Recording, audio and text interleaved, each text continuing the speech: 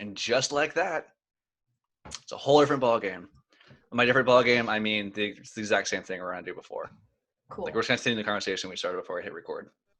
So, what's good. up, Miranda? Thank you for coming here and talking with me on Zoom. Thank you for being here and chatting with me, or being there and chatting with me. Same thing. Right? It's all, way of life. It's 2020. Language is all subjective now. It's fine. So you and I were talking the other day about, we talk commonly about politics like everyone else does, but there's something that I've seen trending a lot on social media that's been hashtag walk away. And primarily I've seen people walking away from the Democratic Party, talking about how they become disillusioned with the different things that they've seen with Biden, the snuffing of Bernie, and how it doesn't really seem like the Democratic Party really stands for what it espouses. But I wanted to give you a chance to talk about your walkaway story, which wasn't necessarily from the Democratic Party to the Republican Party, but more towards a more liberty kind of centered mindset. Okay. So I just wanted you to kind of have a chance to tell me about that. Because we started getting into it a little bit privately, but I'm like, hang on. Do you want to go on my podcast? You know, I've got a podcast, you can deal on that. Yeah. So I ever since I was registered to vote, when I turned 18, I was non-affiliated with any party or independent, whichever you want to call it. So you were ahead of the game, because everyone usually inherits their parties from their parents. See, I had a Republican mother and a Democratic father. Oh, so you split the difference and said you're both terrible. So, and I kind of did research on politics here and there, but as a young person, I feel like sometimes it's lost on us in our early 20s and even into our mid to late 20s, because we feel like our vote doesn't count or our opinions don't matter. So I would vote, but I wouldn't necessarily vote in your local elections or anything like that for amendments that change everything in your locality and in the nation. But as I've gotten older, I realized that those probably matter more than who we vote for in the presidential election. And I never really felt like I identified with one party or the other. I felt like I shared views with both, but always kind of felt like they were taking it to extremes. Mm-hmm. So I'll be honest, I didn't really know what libertarianism was until I watched Parks and Rec.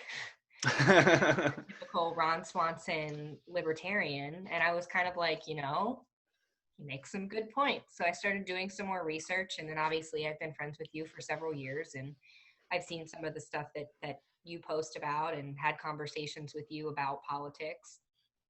And just started learning more about the Libertarian Party in general and how their views seem to align more so with mine than any other political party I've ever looked into. So when Joe Jorgensen came around, and especially in the political climate today, where it's just, for lack of a better term, it's just a shit show. Everybody is yelling at everybody else, saying, well, you're wrong if you think this, and I'm right. And it's wild. I've seen so many people who used to be the best of friends not even speak to each other anymore because of what's going on. And I understand to an extent, but at the same time, can't you just have a civil discussion? Isn't that why we're all here? Right. To learn and, get other viewpoints from other people who may think differently than us. Isn't that what America is about? Is that we can have these differing opinions yet coexist peacefully? Right. It's supposed to be a melting pot, but everyone finds something they don't agree with and they just melt down. Yep. They don't want to have a discussion. They don't want to hear your side. We have this amazing experiment in diversity, like legitimate diversity, not in just having the right colors on certain panels, but like legitimate diversity of thought, where we have people coming in from all over the world, immigrants from different nations, all in this same, it's a massive place, but all within the same nation, all here for some of the same reasons, wanting life, liberty, and the pursuit of happiness. Right. And the way you pursue that happiness is different for each individual. Like what you and I do on our off time to make us happier is definitely way different. Although I still really want that Nintendo Switch. Those things would be very similar. We would be Animal Crossing friends for the show. Uh-huh. But the whole point is you should be able to, as long as you're not hurting anybody else, Exactly. you should be able to live your life the way you see fit. Because like the fundamental principle of libertarianism that I really, really adhere to is we know how to live our lives as individuals better than people in Washington. Correct. Other than Hollywood, I can't think of a more disassociated group of humans, but yet they're the ones who are telling us how we can and can't live our lives. How about if as long as I'm not hurting anybody, I can do what I want. Mm-hmm. You know, if I want to buy a 24-ounce soda, okay. Yep. If I want to smoke cigarettes, okay. If I want to smoke weed, okay. You know, as long as I'm not just, you know, huffing in someone's face and hotboxing a car with kids in it, if I want to smoke weed in the backyard, let me smoke some weed in the backyard. Exactly. You know, so it's all about giving power to the actual people, which is kind of the idea of this entire nation in the first place. But yet we see from election cycle to election cycle this pendulum of power just swinging back and forth, right and left. And what actually ever really changes? Nothing. Right. I mean, you've got Joe Biden, who's been a politician for 48 years. Yep. And all of a sudden now he's going to do stuff differently. And then we're so desperate to get away from politics that we elect friggin' Donald Trump. Who is a reality TV star and right? Which I get the business mogul thing, but right. But the issue there for me is show. The respect is not there. right. Well, I mean, between that and his Twitter account, there's not a whole lot of respect to give. So there's certain things he does well. There's certain things he does terribly, and there's a lot of things he does terribly. Right. But it's like my purpose of this. I don't want to just shit on politicians all day. I mean, I will, but that's not the goal here. My intent was to tell more of a unifying story. Because I mean, we just earlier today on Facebook, I was in a discussion asking about, you know, the people who are opposed to the confirmation of Amy Coney Barrett. Well, where's the opposition coming from? Like, what have I missed that makes people like Chuck Schumer say this is one of the darkest days of American history? Yeah. And it's so polarized. I want to find some kind of middle ground. And I'm not here to convert anybody to voting as third party. As long as you're making an informed vote that's based on your values and your own educated decision, God bless. Do your thing. Like I've got a buddy who spent a lot of the day working at like polling places. He's very, very liberal. Like some of my best friends are voting for Biden. Cool. I love them the same. I love them because of who they are, not who they're voting for. Exactly. And that's where things get lost.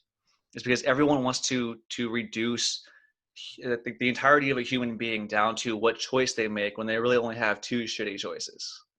Right. And I'm really to get the word out there that, well, there's a choice that may not be technically as viable as the other ones, but it's way less shitty. Yep. You can maybe feel a little better about yourself voting for somebody who isn't a complete shitbag. Right. Well, I mean, I know the majority of people I know who voted for Trump did so reluctantly. Same. They weren't people who were all gung-ho about grabbing pussies and getting into trade wars with China. There are people who are like, okay, well, I've got the South Park equation going on, or I've got a giant douche and a turd sandwich. Which one am I going to vote for? Right. I remember my mom always telling me as a kid, in regards to elections and politics, that it's really just picking the lesser of two evils. Why? Why does it need to be that way? It doesn't. It doesn't need to be that way. So coming to that realization that like it does not have to be that way, and I don't have to pick between this misogynistic crazy person and a senile pedophile, is just the greatest thing I think I've ever come across when it comes to politics. And how many people do you know who say, like, I would love to vote third party, but this election is too important?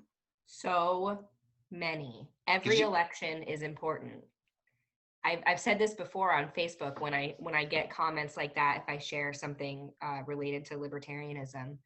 And I'm like, the definition of insanity is doing the same thing over and over again and expecting a different result. Right. We've been voting in the bipartisan system for, I mean, what, since Lincoln's the last president that was technically a third party to get elected. And ever since then, well, at that time, that was a third party. Then it came to power. Then it became only two again. Yeah. So, but even then, like, okay, it's like I don't want the Libertarian Party to replace the Democratic Republican Party. I want it to be an addition to. Right. And I would love for there to be a fourth party and a fifth party, a sixth party. However many Let's parties. have more. Right. Let's as many as it takes to represent the American people accurately. I mean, full on, like the best case scenario, no parties at all. You purely vote based on individual merit, full on meritocracy. Mm-hmm. Unfortunately, that's not the reality at the moment. But I No, think the but more it could parties, be eventually. potentially, I mean, long after we're dead. Well, yes, but But I don't know. I'm still kind of hoping they put me in my head in a jar, like Futurama. I was. I could picture that. Yeah, a And you would little. be the president because isn't the president isn't his head in a jar in Futurama? Isn't that I how mean, that? maybe. I mean, maybe. There'd be a lot less pussy grabbing if it was just a brain in a jar, right? Right. What would they grab the pussy with? Right, and you can't sniff kids with a brain. That's exactly right. It's a win-win for everyone. It really is. It really is. So I don't. Oh, by the way, I'm wearing my Jorgensen shirt today too. See Yay! it I over haven't gotten one yet, but I really, really want to. I honestly I've appreciate it. got a. I love it dearly, but I've got a cap I'll give you. Yay! Only because I love you more. Yay! Only like a little. Just Great a hat. snip. It's a great hat. Yeah. So I don't know if I've. Excuse me. I don't know if I've ever actually publicly, at least on the podcast, talked about like my background with libertarianism or politics. I mean, we touch on politics quite a bit here, but Mm-hmm. never really had like a full-on political episode. Like Andrew Barrera and we got into it a couple times for sure. Mm-hmm. But so like I kind of inherited my parents' republicanism, and I didn't really pay a whole lot of attention to it. When I was 18, I voted just along party lines. I felt that was my duty. My parents, I thought they were cool, and they seemed to know what was going on, even though I didn't. I'm like, okay, well, I'll do that. Then when I say in college, I didn't technically go to college. I went to community college for a few classes, then dropped out and went to EMT Right. school. But in the college age years, I lived with people out by UCF who were going to real college. And there I was exposed to 2012 when Ron Paul was running for president. I was running as a Republican, but I mean, he's the granddaddy of libertarianism, at least one of them, besides other philosophical ones. But he's the one that really kind of pushed to the forefront of the American minds, or I mean, the forefront of a very small number of American minds, but for my mind at least. And what he said made sense. So, I mean, I was hanging out, like growing up, I had friends who were gay, who were lesbian, who were all these things the Republican Party at the time hated. Now they've come a long way since then, thank God. It's come a while. But at the time, like all these things I was taught that were immoral and bad, I'm like, well, no, they're not. I'm friends with them. They're people. Mm-hmm. So then I got exposed to the idea of, okay, being socially liberal and fiscally conservative, where you can be against the government spending a bunch of money, but still for people having ultimate freedom. Mm-hmm. And I'm like, well, wait a minute. There's a party that combines the two. That's kind of where I fit. Like I want my gay married neighbors to be able to protect their pot plants with guns. Yep. And it just seemed like this utopia. And like the word utopia is vastly overused, and the issue with it is utopia technically can't exist, but ideologically it's a good spot to be, where it's a very much a live and let live. You have the power to live your life the way you see fit, as long as you're not infringing on anyone else's rights. Right. There's not a lot to disagree with there. And whenever I talk about the philosophy of libertarianism, which is classical liberalism, Mm-hmm. no one really argues against those principles. The argument's always like, oh, well, it's not viable, or like this election's too important because of this or that. There's always going to be an existential threat. Right. Whether it was, I mean, I've seen it. I mean, since 2012 when I was a fan of Ron Paul. Oh, so the RNC. That's why I really got disillusioned with the Republican Party too. Because remember what happened to Bernie last election, and then in some ways this one too. Yep. The RNC did that to Ron Paul in 2012. They blackballed him hard because he was getting momentum, the same way Bernie Sanders was. Now, don't get me wrong, I think Bernie Sanders is a lunatic in a lot of ways, but at least homeboy's consistent. Very true. Yeah, he's a consistent lunatic. Yeah. But the point is, like, you see that with both those instances, whether it's the Republican Party just shitting all over Ron Paul or the Democratic Party doing it to Bernie twice, you see they don't care about what the actual people desire. It's all about keeping people in power. I mean, you had an amazing field of Democratic candidates this election cycle. Not amazing. You had a couple really good ones. Like Tulsi Gabbard was phenomenal. Like, not gonna lie, I'm not a third party purist. If Tulsi was in the running for president, I would vote for her in a heartbeat. Yeah. Even Andrew Yang, I like. I'm not crazy about UBI. I think there's a lot of issues with that, and I don't think he'd really be able to implement it. But even with that being said, if it was him and Trump, I'd probably vote for Andrew Yang because he's a reasonable human being. And the big thing I like about him is he's willing to cross the aisle and have conversations. I have seen Tulsi and Andrew on like Fox News and quote unquote opposing media outlets more times than I've seen anyone else.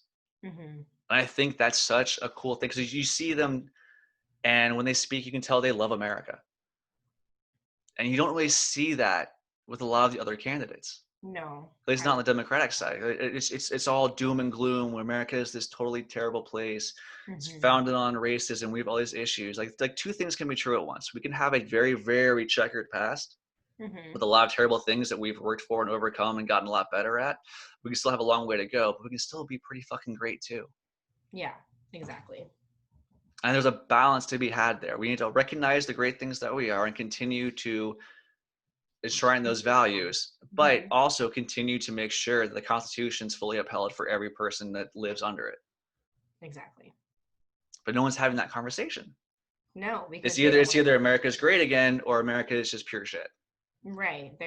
We've got to get Trump out of office, or Trump is what made our country go back in the green, and he's so fiscally responsible, and our finances are great now. Are they? Because I feel like maybe they're not as great as everybody's saying that they are. Pre-COVID, it was a lot better, even I have to admit.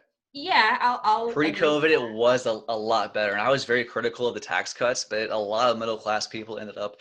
The issue with things like tax cuts is that you will have widespread, in certain cases, you will have widespread benefits for like middle class and like the lower class people, so to speak. Mm-hmm. But the super rich take full advantage of it and get far more, exponentially more benefit from it. Yeah. So it's tough. It's tough. Being someone that's very for like private business and private individuals being able to run their businesses as they see fit within a legal manner, it's tough. There, like when it comes like Trump and like the tax loophole stuff like that, that's immoral. Is it illegal? No. Is it immoral? I tend to think, yeah. That maybe, yeah, it is. Yeah, it's just because something's legal, technically doesn't mean it's good. Yeah. Well, we all watched. Well, I would say most Americans, or at least saw after the fact, what went down on the presidential debates this time around. Oh, that was so. I didn't watch the second one. I watched about 40 minutes to an hour of the second one, and I'll admit it was nowhere near the shit show that it was the first time around. I saw clips. They both did a lot better. Yeah. They still talked in circles. I feel like, Biden saying, oh, well, you handled the pandemic all wrong, and this is why we're in the state that we're in. But at the same time, to that effect, what would you have done that would have changed it? This is something that we've never seen before. What exactly was he supposed to do? Well, at the time, he was tweeting that Trump's shutdowns, like his shutting down travel and locking that stuff down when it first started, he called him xenophobic for it. Yeah, which I don't really. You had Nancy Pelosi in Chinatown in San Francisco saying, like, don't worry about this. Come on out. Let's have some fun. Don't be racist. It's like, yeah. And then they criticized Trump for shutting stuff down. And he left the states to do their thing. It was a very federalist response. Yeah. And I get stuck in this rut so many times where I find myself having to defend Cheeto Man. Yeah, and I hate that. I'm like, guys, there's plenty of stuff you can legitimately criticize him for. Stop making things up. Yes. You're hurting your case, and you're crying Orange Man bad when Orange Man's not great. Right. But no one's gonna believe the actual concerns that are legitimate when you keep crying stuff like xenophobia and this kind of thing, and then saying it's his fault that people are dying of COVID. Like, people are going to die of infections. Like, it's a disease. Yes, he absolutely should have been on the mask thing more, for sure. He could have taken it a lot more seriously. There's some sketchy stuff around that church parade, whatever that was. But, I mean, honestly, like, he can take everything more seriously, except for himself. That's the one thing he should take less seriously is himself. Yes, I agree. And he definitely needs to have his social media access taken. Just take his Twitter away. Yeah. I have a theory that, and a couple of the conservative. So I listened to a broad range of liberal, conservative news reporters. I listen to like The Hill. I like The Hill. I like Rising on the Hill because you've got Crystal Ball, which I don't know if that's her real name, but if it is, it's amazing. And you've got Sagar and Jetty. So you've got a conservative and a liberal who talk about all these issues every day in depth. And you know what? They don't hate each other. Yeah, there's no need for all the hate and the bashing of each other that we called our friends or even our family on the internet because they have different beliefs. Right. It's wild to me. My best friend from high school is a very liberal person. And I've seen this meme shared a lot, and she was one of it, of the iceberg meme about libertarianism, where it's like, oh, she wants to defund schools and this, that, the other thing. And I'm like, what? Where did you even read this? This is not factual. Right. Well, people think, or they're half truths, or yeah. Well, people see the fiscally conservative side of libertarianism as being unfeeling, uncaring. Because when we say you want to get the government out of your life, well, that comes in two roles. It comes in the role where they're not going to dictate what you can and can't do, but then also comes in the roles where they're not constantly putting a safety net right beneath you. There's a balanced conversation to have. Because I mean, a lot of these social programs, and it's not that I don't, when it comes to healthcare particularly, especially like single payer healthcare, there is not a single libertarian out there, or really a single human out there, I would say. There's some bad people. The majority of people, no matter where you're at, would want people to be able to have access to healthcare that doesn't break the bank if they need it. So when I say I don't want single payer healthcare for the United States, it's not because I don't want people to have access to healthcare. It's because I've seen what happens with the VA. We have single payer healthcare for our veterans, and people fall through the cracks. Yep. It's not that I don't want people to have access to this stuff. I just know for a fact the government is not the way to go about it. It's going to cost too much of our taxpayer money. It's money that I don't get to choose how it's spent, except through my voting. But it's going to, if my money's going to be taken from me and used for programs I have no say in, I want them to at least be efficient. I want them to actually help people. Right. Taking a bunch of my paycheck away every week and then not actually helping people with it, that's not a prudent use of my funds. And it's making all the work that I do, giving up that money. Like, just let me keep it, I'll donate it. Yeah. You know? So there's just no nuance in conversation anymore. No. Like people should be able to say, hey, here's some good things about this, here's some bad things about that. Like I went to I traveled to that state for a wedding recently, and the majority of my very close friends there and people that I met who were there are very liberal, and they're fucking beautiful people. I love them, I adore them.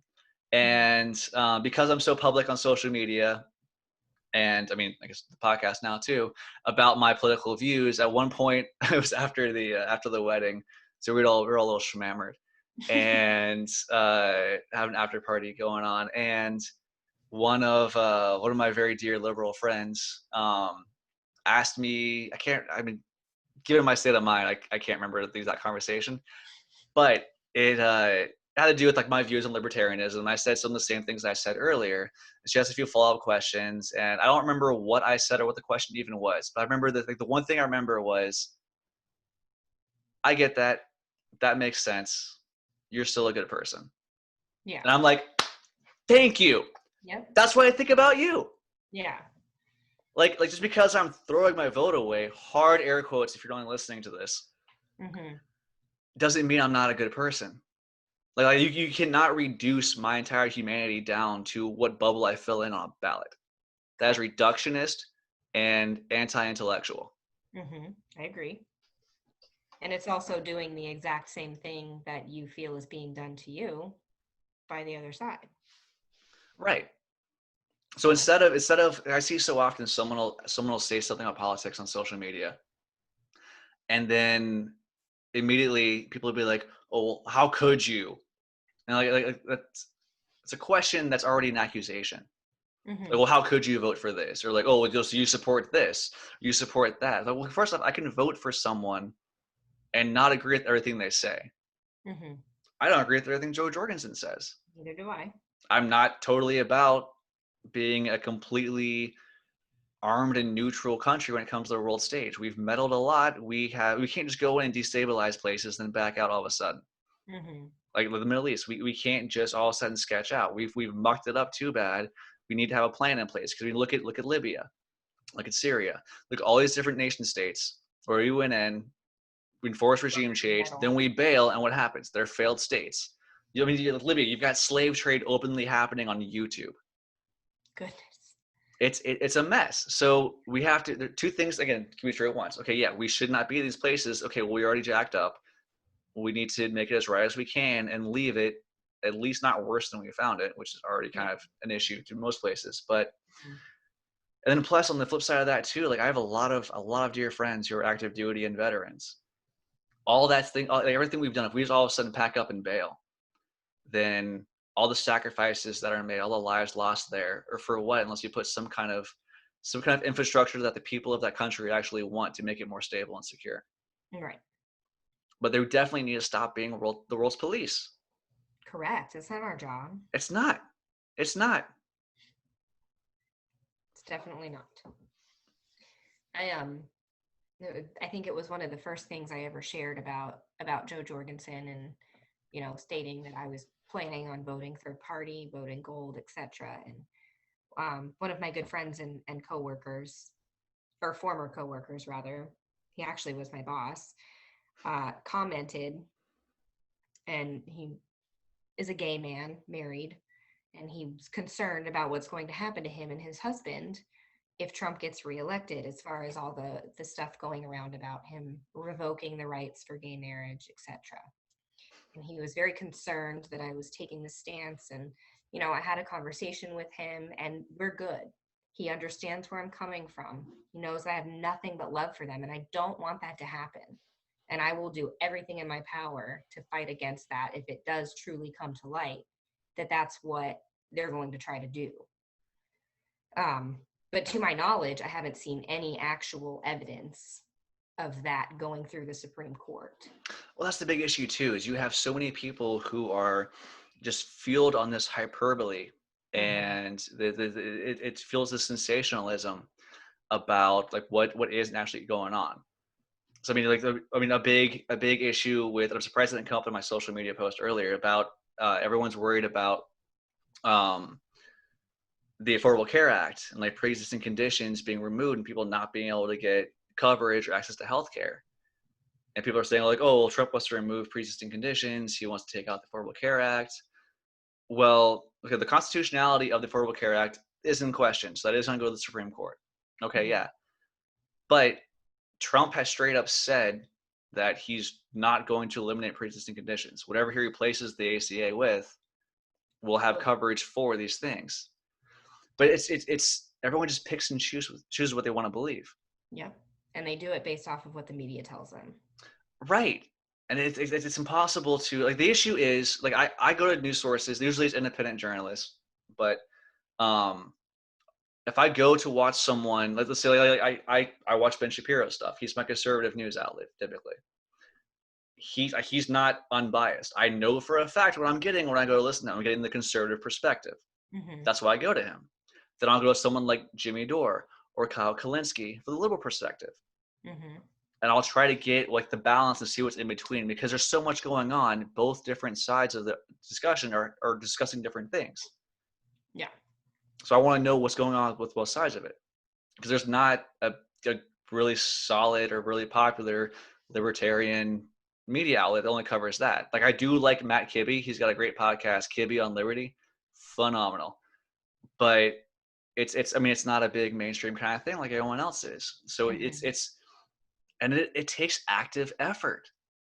Like, again, like today, like I was asking, like I put a question on social media, like, hey, so what, those who vehemently oppose the confirmation of ACB, why?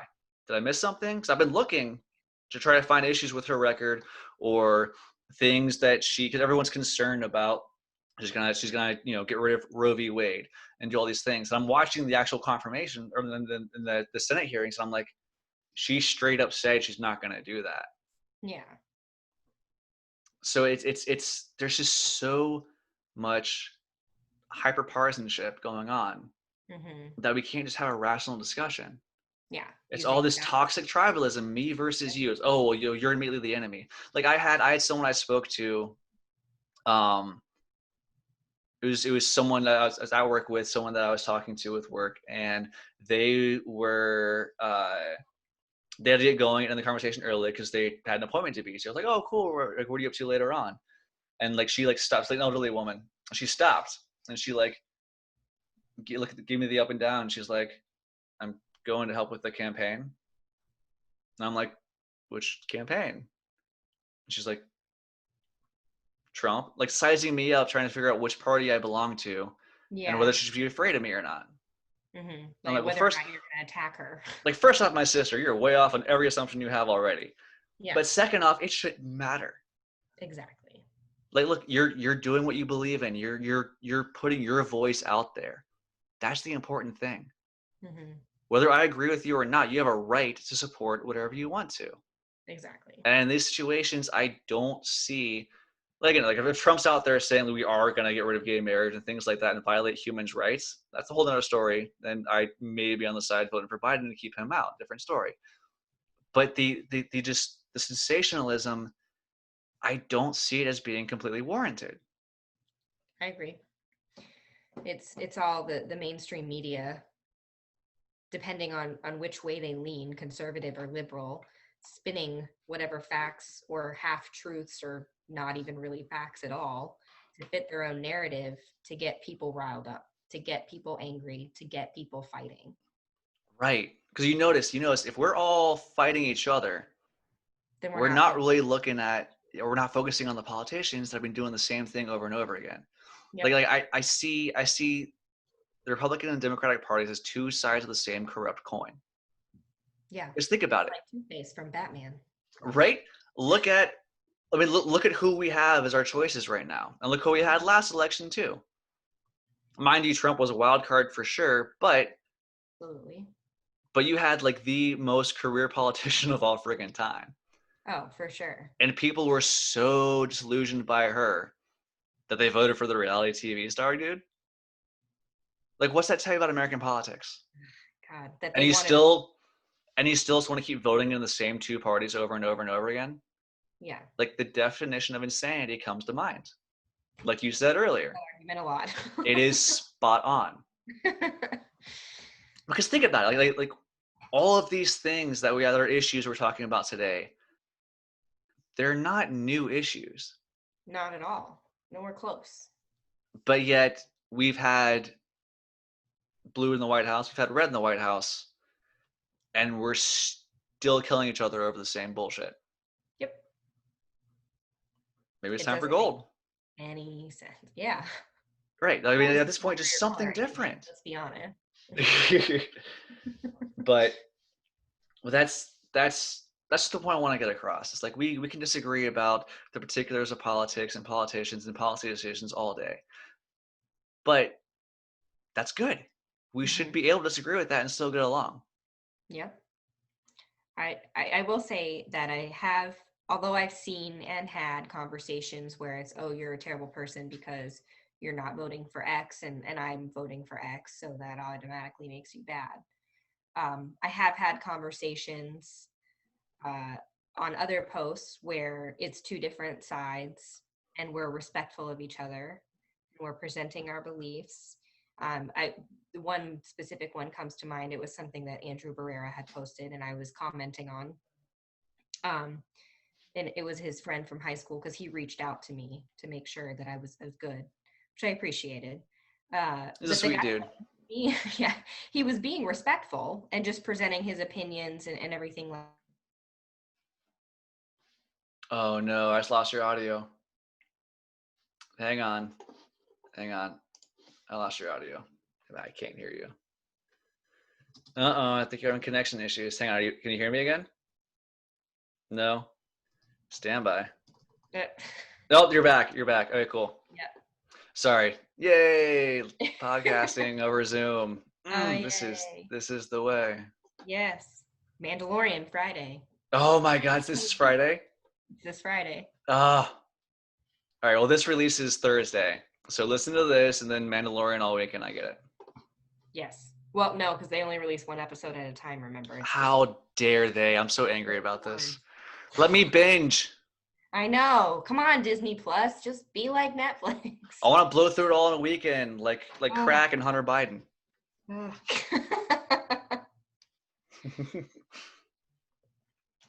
Anyway, I'm so sorry. So what you're saying before the internet decided to be shitty? Oh, it's our NSA agents are not happy about this conversation. That's what it is. What? The NSA agents, they don't like us talking Oh, about this. We just got yeah, Patriot you're acted. right. They must silence them. They're I've like, noticed oh, these two Facebook. are having a rational discussion about politics. I'm going to nix that in the bud. Yeah, no, they don't want that. I've noticed on Facebook that a lot of the libertarian stuff that I share gets hidden or shadow banned or whatever you want to call it. And Chris noticed this too. He shared something that was a libertarian link. And normally his stuff pops right to the top of my feed if I open my app because Facebook is like, oh, you're dating. Here's his stuff. But it Love didn't. each other. Yeah. But it didn't. So he was like, what the heck? And I've noticed it too, where if I share something unrelated to politics, then it'll get likes pretty quickly. But if I share something related to the Libertarian Party, radio silence.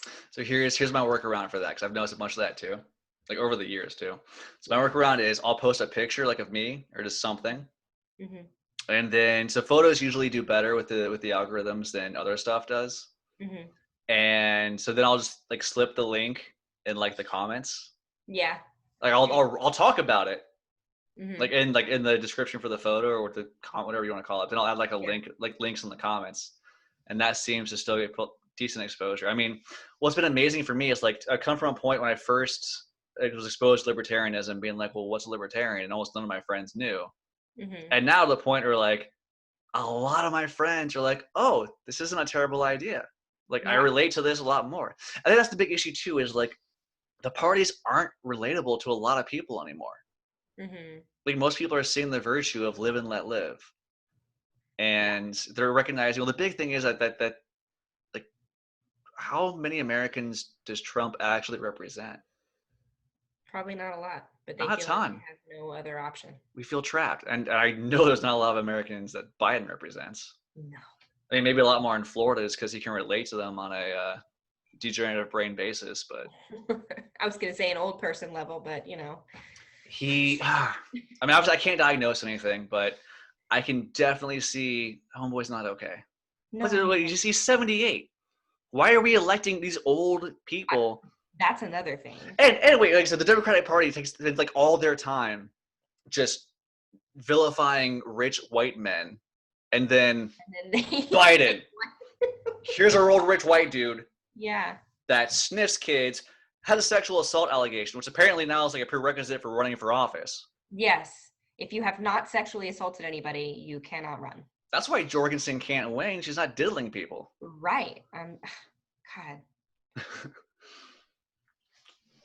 Anyway, but I know we've rallied against a lot of the parties, like having a conversation about wanting to be able to discuss things amicably is the goal of this whole thing, and kind of talking about why the nation is so polarized and when it really doesn't have to be. Because again, like as much as we are shitting on the two parties, I feel like we made it very clear that we have friends that are within those parties that we still love and care about, and we're not going to shit on them.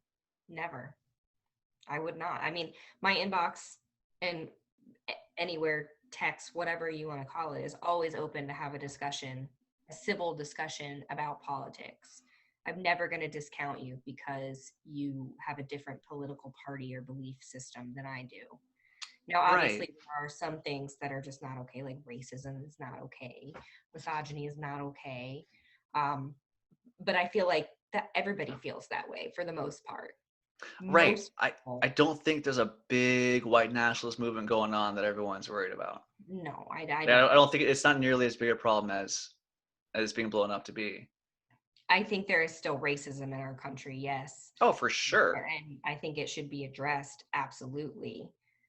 But yeah, I don't think like the KKK is going to come back and start pounding on doors or anything like that. Well, here's the really big issue with it too, is if you scream racism everywhere, when you see an actual racist, people might not believe you. Exactly. It's the same thing about rape. Right. Yeah. Right. Like, so what do you think about people who falsely accuse someone else of rape? I think that they should have to pay a price, that they should be prosecuted. If you falsely accuse somebody of raping you and it is proven that they did not, in fact, rape you, then you should go on trial. You should have to go serve time or pay fines or whatever the case may be based on what a jury of your peers decides. You should definitely have to stand trial if you falsely accuse someone. I think However, I'm of the mindset that if somebody says, oh, I was assaulted or I was raped, initially we should lean towards believing them and not making them feel stupid or inadequate, because I think that's gotten us to the point where there are people falsely accusing rape or assault or whatever the case may be. I just think there needs to be more investigations done into these cases where women come forward and say, I was raped, or when men come forward or whoever comes forward and says, I was raped or I was assaulted. yeah, well, it's such. I mean, I really can't imagine. Obviously, I'm a 6'2" dude, but I've seen a lot of people that I can't imagine how difficult it would be to go through the process of trying to get someone convicted for that, especially when in these situations they usually happen in settings where it's word against word. Right. So, but I think like the fact that it is such a private event that people aren't normally witness to, I think that means it needs to carry so much more integrity with it. Mm-hmm. And I'm not gonna lie at all. Like I fully tend to agree or believe a woman when she claims something like that. It's And there because, have totally been times that they've been making it up. yeah. So, but the issue there is like it's such a hard discussion because people need to feel safe to come forward with this kind of things. This is life altering for sure. Whether you keep it private or you go public, it's alters your life in different ways, and it's a burden I can't imagine carrying. Mm-hmm. There needs to be some kind of discussion we can have where we can have a safe environment for people to come up and, hey, well, let's respectfully find the truth. Yes. And there's ways that we can start to kind of do that, whether it be, going to hospital, getting a rape kit, things like that. I mean, it gets into some forensic stuff that I'm not fully privy to. Mm-hmm. But if someone goes and just accuses somebody of rape, that destroys someone's reputation. So there needs to be some kind of consequence or damages paid to the individual as falsely accused. So either way, they're very dire things, for sure. I know it's a Right. super sketchy. Oh no, you're lacking out again. Really now Yeah. during the rape conversation, that's when you start sketching out on me. Come on, NSA. It's not even political anymore.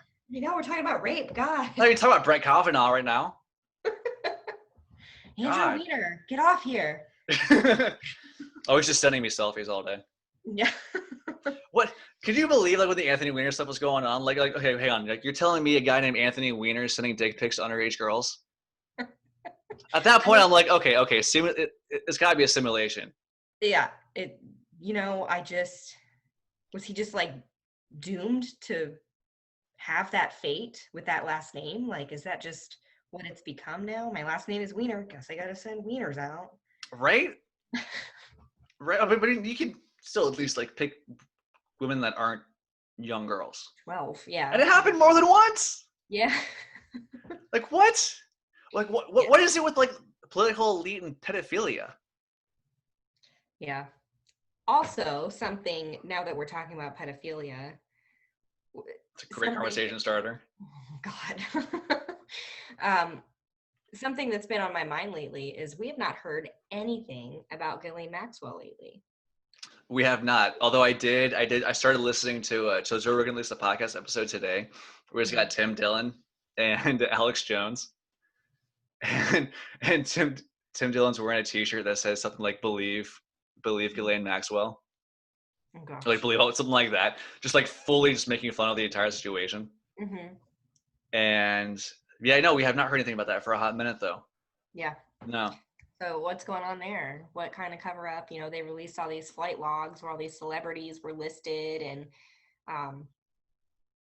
then There was a huge info dump there. You're right. Nothing like I remember it coming. It was like a month or two ago. It was a while ago.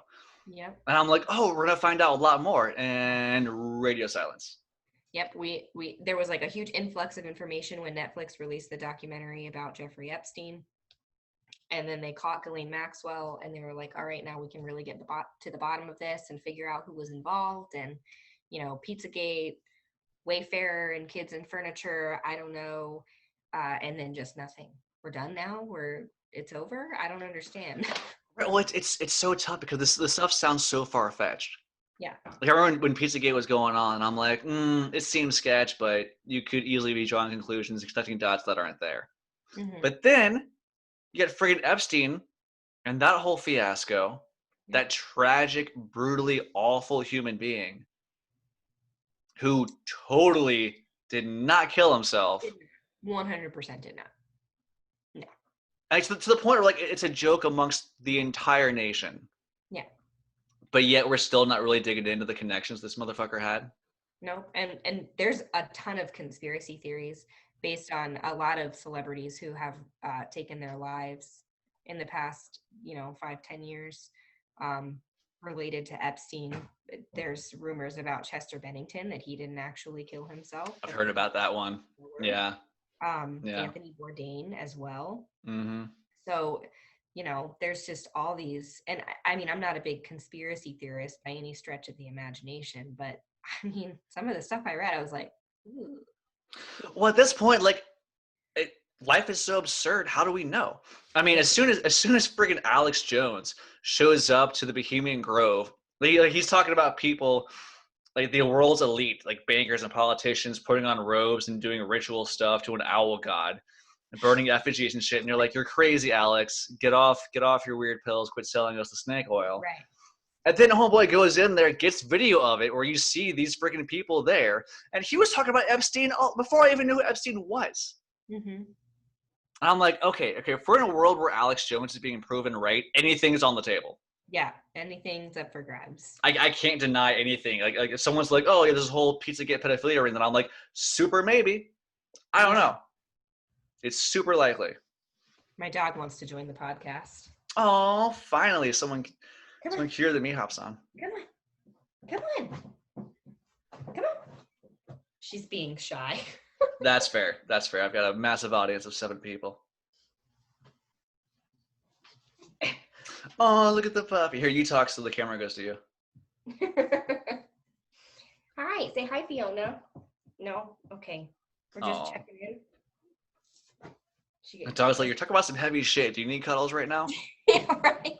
I'm hearing that R word thrown around a lot in pedophilia. What's going on? You okay? Who are you talking to? Who's this guy? Chris and his brother do a sports podcast, and she busts in the office all the time when they're doing it. Oh, adorable. Well, you know what? That's actually a much happier note to end this on than anything else we were talking about. Yeah. Like that was the perfect, like, divine intervention. Great. So any closing thoughts you want to close out with? Anything we didn't cover that you wanted to talk about? Vote. Please go vote.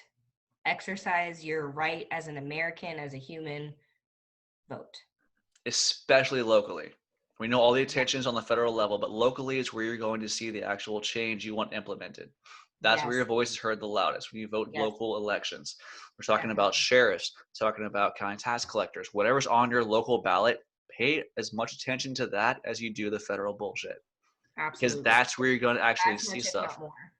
Well, especially with Trump, with the response to the COVID being a very federalist response, saying governors do what you want to do. He let Ron DeSantis be Ron DeSantis. He let Cuomo be Cuomo. And you see massive different outcomes, but that's the whole point of federalism. Exactly. Is to have the localities choose what they want for themselves. Mm-hmm.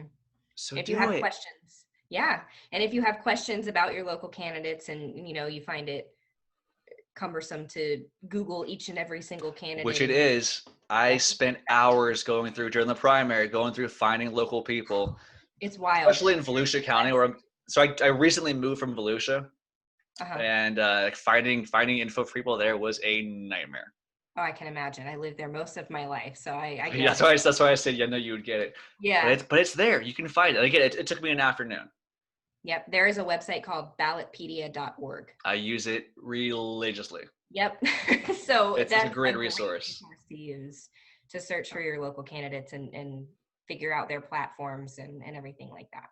So if an official or somebody running for any sort of office isn't going to tell you what they stand for, how are you going to vote for them? Exactly. Couldn't have said it better. All right. Well, unless you have any social media to plug, I'm going to start shamelessly plugging myself and my podcast. Go for it. All right. So if you're a Republican or a Democrat and you're just screaming at your phone or your TV screen right now, TV screen is presumptuous, your laptop screen, hit me up. I want to talk to you too. Shoot me an email at justin@tyndallsrazor.com. Or if you know me on social media, hit me up however you know to. I'll have you on. I want to have balanced discussions. So again, this isn't an echo chamber. I want to bring other people on. I want a conversation that cuts through noise. I don't want to just keep saying the same noise over and over again, back and forth. I mean, Miranda, I love you. I adore you. But I want to be challenged in my thinking some too. I'm not saying you're not challenging, but you know what I mean. You know what I mean. God, I gotta stop. For a guy doing a podcast, I am terrible at speaking. Anyway, seriously, if you want to have a balanced conversation about things, I'll have you on. We'll talk about it. I genuinely want to learn more about your opinions and where they come from. And I'm not going to try to persuade you one way or another. I just want to get to know you and spread respectful conversation. Because if things keep going the way they are now, or we're deleting people because of who they voted for and not talking to family because of that, that's not an America I want to live in. Me neither. So if you liked this or hate it, either way, if you're emotional about it, want more of it, subscribe. I'm on Spotify, Apple Podcasts, pretty much anywhere you find podcasts at this point, you'll find this podcast.